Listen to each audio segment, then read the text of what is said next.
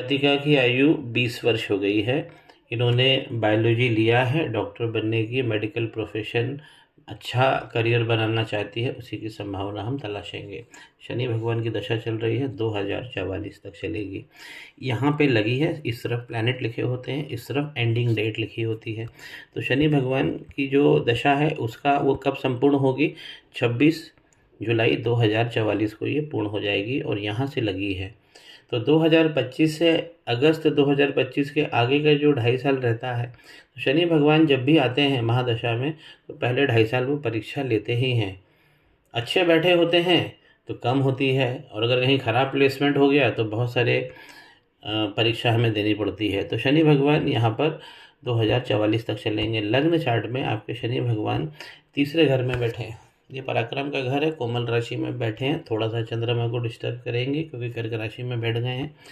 15 degree के हैं तो पराक्रम युवावस्था के हैं। तो पराक्रम आपका बहुत ज़बरदस्त रहने वाला है।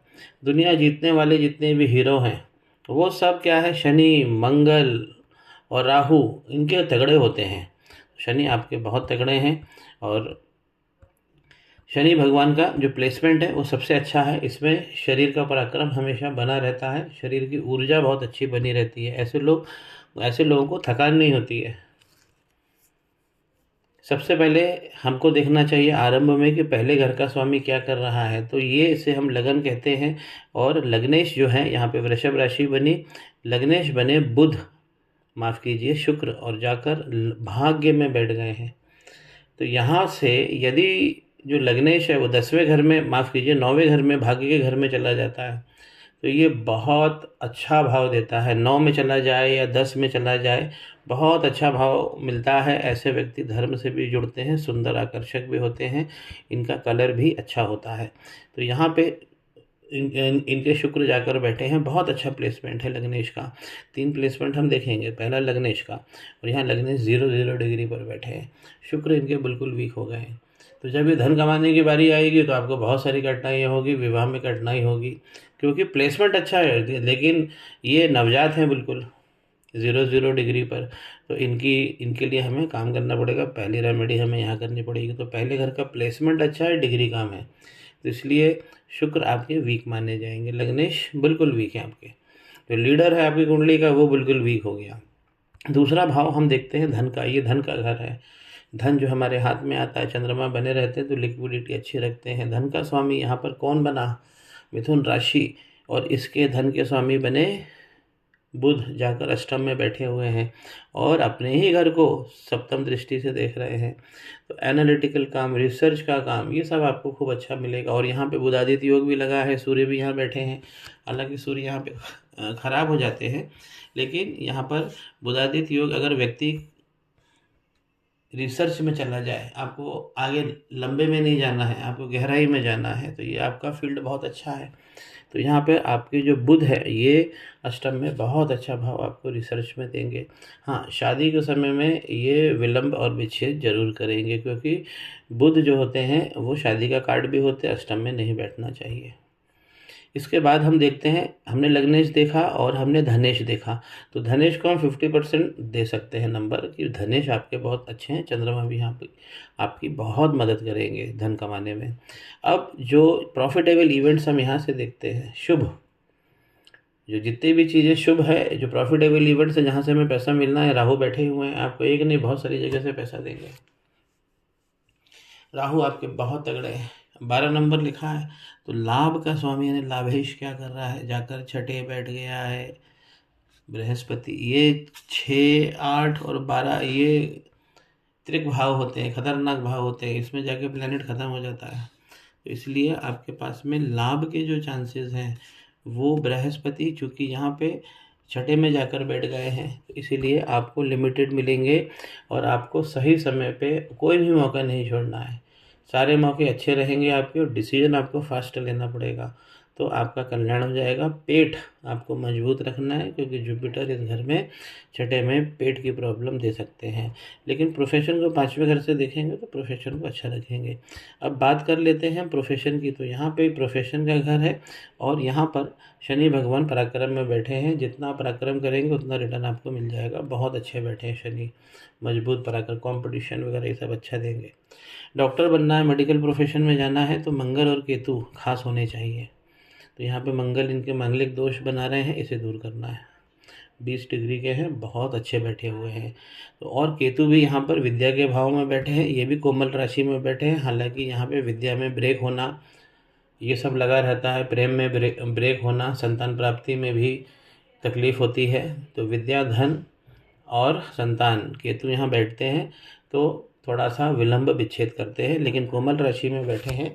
तो इसीलिए अगर हम डॉक्टर के हिसाब से देख रहे हैं तो केतु भगवान की प्लेसमेंट यहाँ पर बहुत अच्छा है। अब देखिए नवांश कुंडली में भी हमें देखना होता है।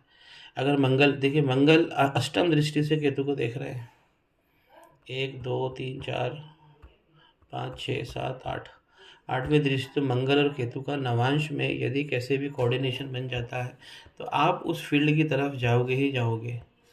मंगल केतु क्या है? मंगल केतु ट्रॉमा के देवता है। जैसे डॉक्टर प्रोफेशन, मेडिकल प्रोफेशन में समय नहीं होता है, आपको तुरंत अटेंड करना है और रेमेडी करना है, आपको एक ट्रॉमा यूनिट में बैठना पड़ता है, इमरजेंसी से डील करना पड़ता है। ये मंगल और केतु है। तो नवांश कुंडली में आपके अष्टम दृष्टि से मंगल देख रहे हैं और बुध उनका भाव बढ़ा रहे हैं। तो यहाँ पर बुध आपको बहुत हेल्प कर रहे हैं। और एक अच्छी बात है कि जुपिटर जो वहाँ पे थोड़ा सा डाउन जा रहे थे छठे भाव में, यहाँ पर पहले ही भाव में आ गए। तो आप पढ़ाई करिए और मंगल और केतु के ये जोड़ी आपको पहुँचा देगी।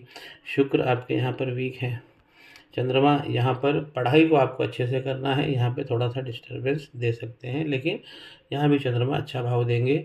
कोमल राशि मीन राशि में बैठे हैं। शनि और राहु यहाँ पर अष्टम में आ गए और ये मंगल की राशि बन गई। अब देखिए शनि और राहु भगवान का जो यहाँ नवांश में मेल हो रहा है, ये खतरनाक मेल है, ये आपको डिले करेगा। और अष्टम में है तो एक जो अनएक्सपेक्टेड दुख होते हैं उससे भी आपको डील करना पड़ेगा, इसे शापित दोष कहते हैं। तो आपको अपनी कमर के पास का जो हिस्सा है उसे मजबूत रखना है। जितने भी जो स्त्री रोग से संबंधित जितने भी ऑर्गन्स होते हैं उसे मजबूत रखना है। फ्लोर एक्सरसाइजेज, साइकिलिंग, ये सब जरूर करते रहना है, इससे मजबूत रहेंगे। तो शनि राहु भगवान का शापित दोष लगा है, तो अष्टम भाव में शापित दोष खतरनाक होता है। अब अगर हम यहाँ ढूंढें लग्न चार्ट में कि शनि राहु और केतु भगवान का कोई प्रॉब्लम है क्या, तो यहाँ पर देखिए शनि भगवान की सिटिंग अच्छी है, केतु भगवान की भी हम अच्छी मान लेते हैं क्योंकि ये कन्या राशि है। अब ये दोनों भाव बैठ के सुखों में, ये सुख का घर है, इसके अगल बगल शनि और केतु भगवान बैठ गए, पाप कर्तरी योग लग गया है। और यही चीज़ शनि केतु भगवान की इनको सुखों से वंचित करेगी, विलंब होगा और विच्छेद भी होगा चीज़ों को पाने में, करियर को समय पे पकड़ने में, क्योंकि चौथा घर स्मूथ होना चाहिए। यही इनकी मदर का भी घर है, तो उनके भी स्वास्थ्य के इश्यूज रहेंगे ही रहेंगे उनको। जैसे ही जातिका यंग होती है तो इधर भी हमको ध्यान रखना है मदर का स्वास्थ्य। उनके शरीर में वायु तत्व उसकी गड़बड़ होगी। शनि और केतु वायु तत्व और ये मदर का घर है, तो मदर को प्राणायाम ऐसे कसरत जरूर करना चाहिए जिससे वायु का संचार होए।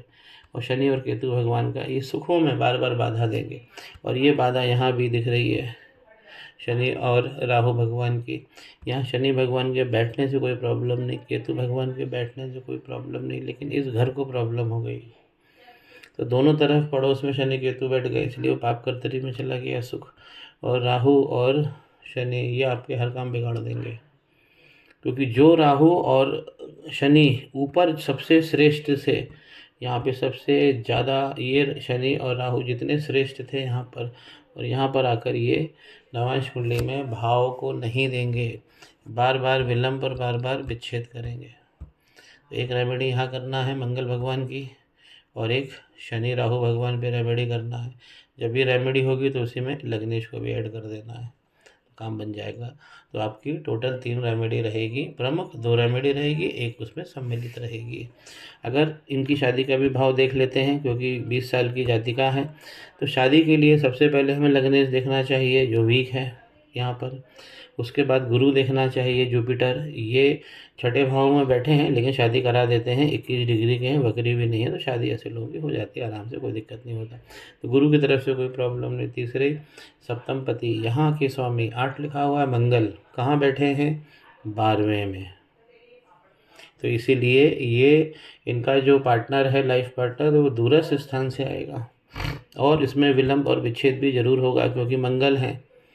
जब भी हमारा सप्तम पति 6, 8 या 12 में जाके, तो उसको फिर हमें मैनेज करना पड़ता है। और फिर ऊपर से मंगल यहाँ पर मांगलिक भी है, 12वें घर से अपनी ही राशि में बैठे हुए हैं, तो भाव आपको अच्छा देंगे, भूस्वामिनी भी बना देंगे, क्योंकि अपनी राशि में बैठे हैं। 12वें मंगल जो भी होते हैं, ऐसा व्यक्ति जब पलायन करता है जीवन जीकर, तो अपने कुटुंब का अच्छा से इंतजाम करके जाता है। ये मंगल की खासियत है 12 नंबर के। तो यहाँ पे मंगल पे काम करना है, शनि राहु पे काम करना है, वीनस को सम्मिलित करना है, लग्नेश को। कुंडली आपकी सशक्त हो जाएगी।